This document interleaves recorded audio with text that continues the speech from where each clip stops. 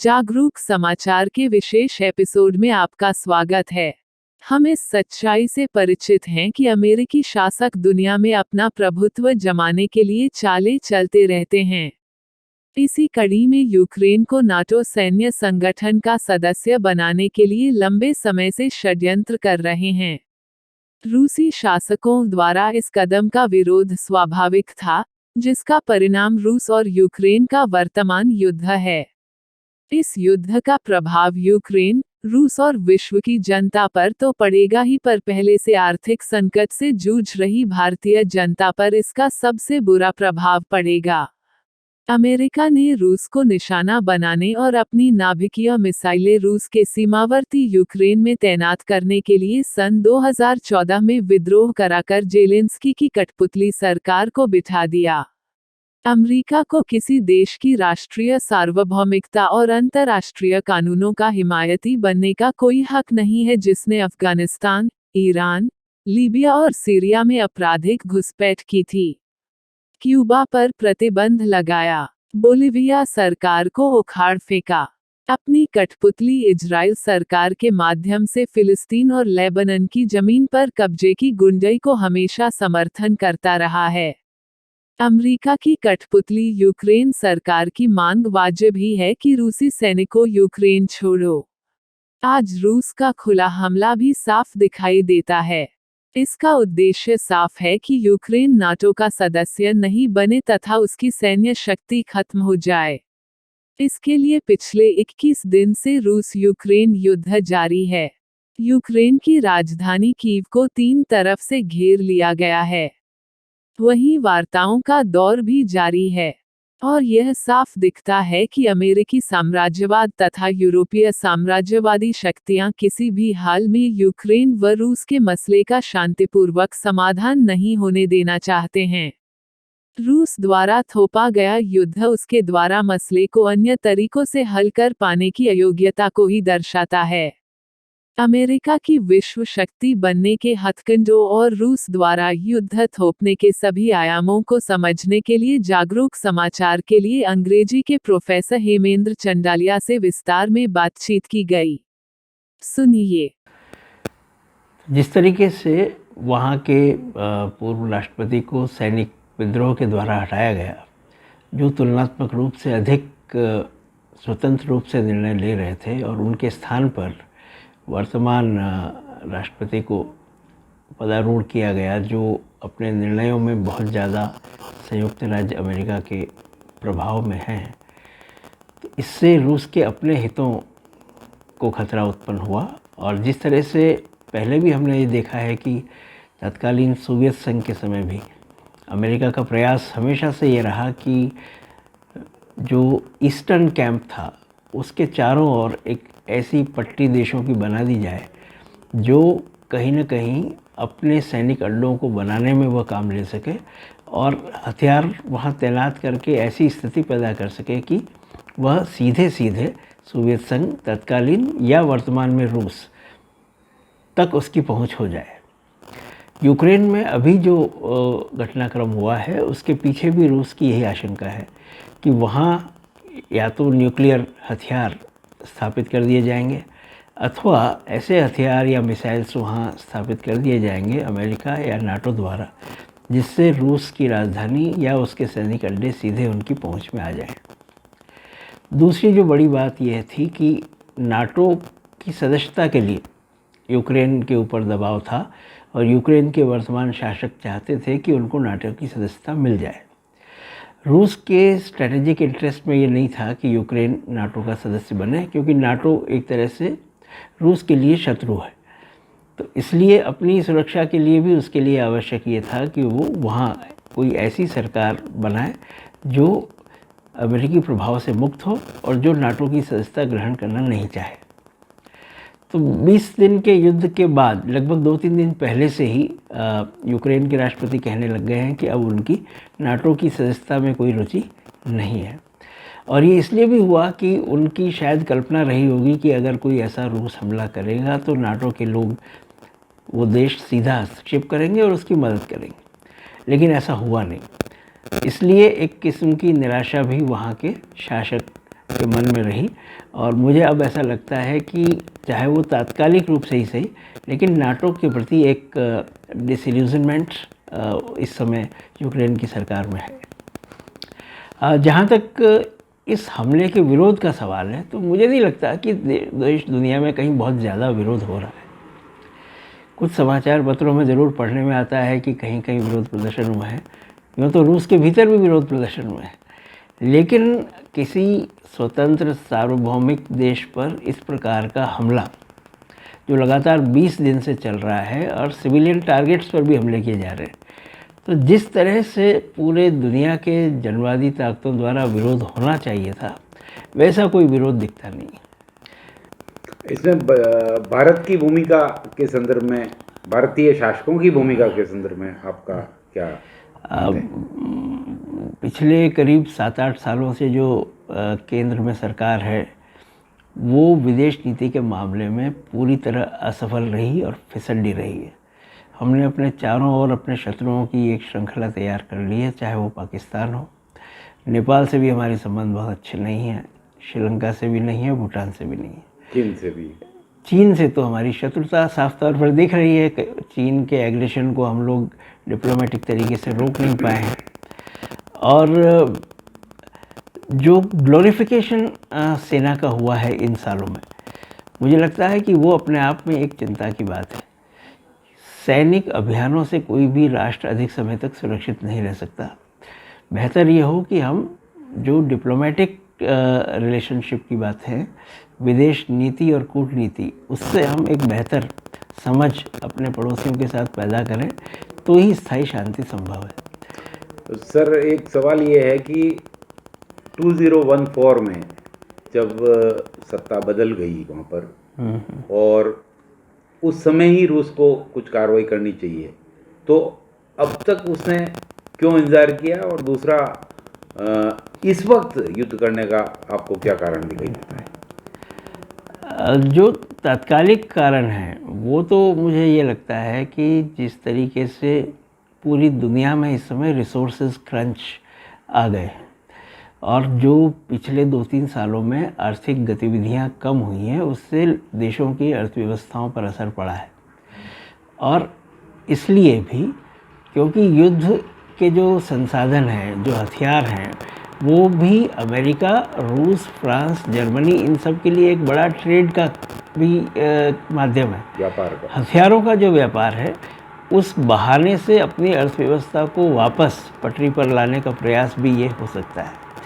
क्योंकि युद्ध हमेशा अधिक से अधिक नए हथियारों की खोज और पुराने बनाए गए हथियारों की टेस्टिंग या परीक्षण के काम आते हैं। तो क्या उनके हथियार कारगर अभी भी हैं इस काम के लिए भी, जैसा कि पहले अमेरिका ने ईरान में किया या अफ़गानिस्तान में किया, कारपेट बॉम्बिंग करके उन्होंने अपने हथियारों का एक तरह से परीक्षण किया। उस तरीके से पहली बात परीक्षण की, और दूसरा अर्थव्यवस्था जो कि आर्थिक आधार पर हथियार के व्यापार पर टिकी है, उस माध्यम से उसको बल देने की भी एक चेष्टा हो सकती है, ऐसा मुझे लगता है। तो ऐसे समय में विश्व शांति के लिए या निरस्त्रीकरण के लिए या दुनिया में एक किस्म का भाईचारा पैदा करने के लिए इस युद्ध के संदर्भ में हमारी मांगे क्या हो सकती है? दुनिया की शोषित जनता की क्या मांग होगी? मैं कई दिनों से सोच रहा था कि सरकारों से अब विश्व शांति की अपेक्षा करना मुझे लगता है बहुत ज़्यादा होगा। न तो अमेरिकी सरकार, न रूस की सरकार, न भारत की सरकार शांति में यकीन करते हैं।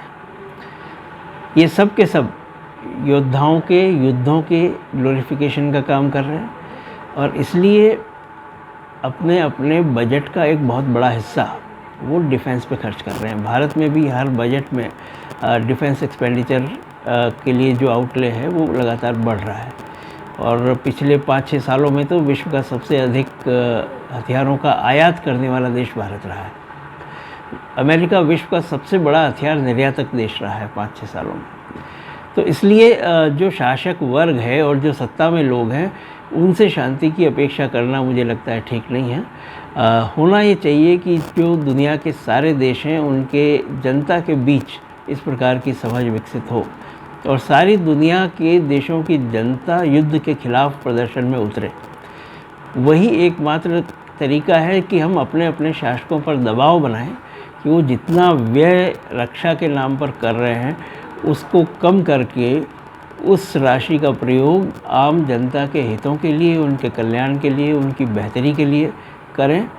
और एक किस्म से जो वेलफेयर स्टेट का रोल होना चाहिए उसको रिवाइव करें। अगर हम वेलफेयर स्टेट के रूप में हम काम नहीं कर पाएंगे तो फिर युद्ध और उससे जुड़ी हुई चीज़ें जो कि शासक वर्ग के अपने हितों के अनुकूल होती है वही लगातार बढ़ती रहेंगी।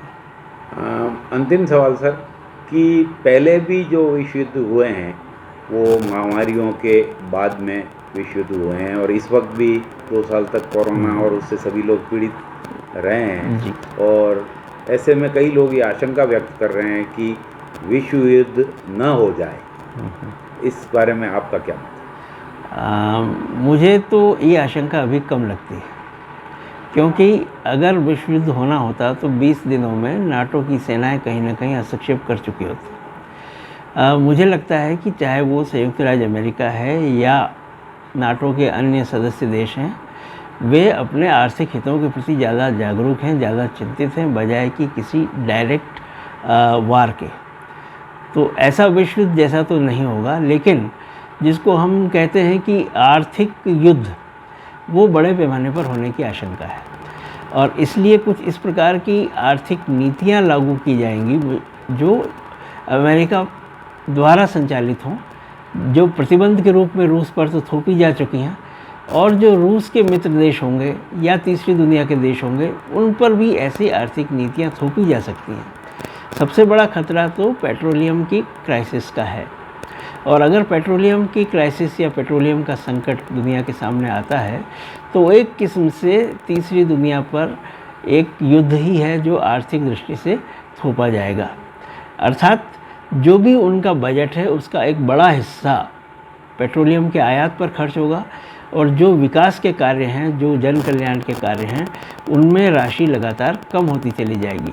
तो ये एक किस्म का छद्म युद्ध है जिसमें आप देशों की प्राथमिकताओं को बदल देते हैं और अगर आप देशों की प्राथमिकताओं को बदल देंगे और उनकी निर्भरता अंतर्राष्ट्रीय मुद्रा कोष जैसी एजेंसियों पर या विश्व बैंक पर बढ़ा देंगे तो ये एक किस्म की छद्म गुलामी को प्रोत्साहित करने का ही एक तरीका है।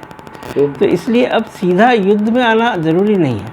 मैं ये मानता हूँ कि अब देशों को सीधा युद्ध में आना ज़रूरी नहीं है।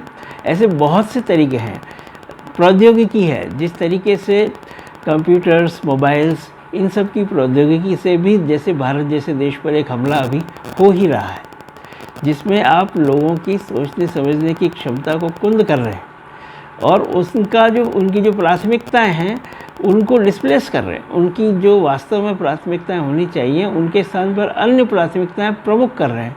तो ये भी युद्ध है।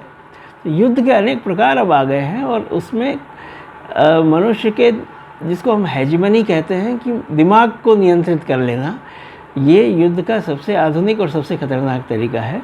तो ये युद्ध शुरू हो चुका है, ये बड़े पैमाने पर फैलने वाला है और मानसिक गुलामी पैदा करके पूरी तरह जो पश्चिम के देश हैं उन पर हमारी निर्भरता को बढ़ा करके हमारी अर्थव्यवस्थाओं को चौपट करने का काम, ये एक नया किस्म का युद्ध शुरू होने वाला है। तो सर, ये सब कहते हैं कि युद्ध जो होता है वो युद्धरत देशों पर की जनता पर तो प्रभाव डालता ही है, परंतु बाकी जो दुनिया है उस पर भी प्रभाव डालता है। और आपकी बातचीत से लगता है कि पेट्रोलियम के प्राइसेस बढ़ेंगे, भाव में, तो उससे तो सारी महंगाई और दूसरी चीज़ें भी बढ़ेगी और जो अवसर हैं वो भी कम होंगे। ऐसी स्थिति में हमें यहाँ अपने स्तर पर क्या करने की जरूरत है? हाँ, न सिर्फ पेट्रोलियम के कीमतों से परिवर्तन आएगा बल्कि जिसका बहुत ज़्यादा हल्ला पिछले सालों में मचा, ग्लोबल वार्मिंग का, तो जब भी युद्ध होता है पर्यावरण पर भी इसका असर होता ही है। एवरेज टेम्परेचर बढ़ता है, जितनी शेल्स और बॉम्ब्स का इस्तेमाल होगा उससे जो वार वेस्ट पैदा होता है उससे भी बहुत सारा प्रदूषण होता है। तो अंततः तो पूरे वायुमंडल पे, इकोलॉजी पे, जलवायु पर इसका प्रभाव होता है। जो कृषि भूमियाँ हैं वो कृषि भूमि नष्ट हो जाएगी, जल के जो स्रोत हैं शुद्ध जल के, वो जल के स्रोत प्रदूषित हो जाएंगे। तो अंततः पूरी मानवता के खिलाफ है। युद्ध हमेशा मानवता के विरोध में ही होता है। तो इसलिए इन सब चीज़ों को समझ करके, और जो युद्ध में लोग लगे हैं या जो उकसा रहे हैं उनके हितों को समझ करके, जैसा मैंने पहले भी कहा कि दुनिया के सारे देशों की जो जनता है उनकी एकजुटता पैदा करने की आवश्यकता है, और इसके लिए मास कैंपेन करने की ज़रूरत है, अपने देश के लोगों को समझाने की ज़रूरत है। और ये जो एक प्रोपेगेंडा मशीनरी चल रही है, जो साम्राज्यवादी देशों की भी चल रही है और अपने स्थानीय शासकों की भी चल रही है, तो इस प्रोपेगेंडा मशीनरी का मुकाबला करके जो वास्तविक मुद्दे हैं वो जनता के बीच ले जा करके उनको युद्ध की असलियत बताना आवश्यक है, ताकि हम अपनी अर्थव्यवस्था को भी ठीक रख पाएँ और जो एक वेलफेयर स्टेट के रूप में हमारी भूमिका देश की होनी चाहिए उसको वापस सुनिश्चित कर सकें। धन्यवाद आपका समय दिया। धन्यवाद। आप देख रहे थे जागरूक समाचार। अगले सप्ताह फिर मिलेंगे नई जानकारी और समाचार के साथ। आपसे निवेदन है कि चैनल को लाइक करें, सब्सक्राइब करें और शेयर अवश्य करें। धन्यवाद।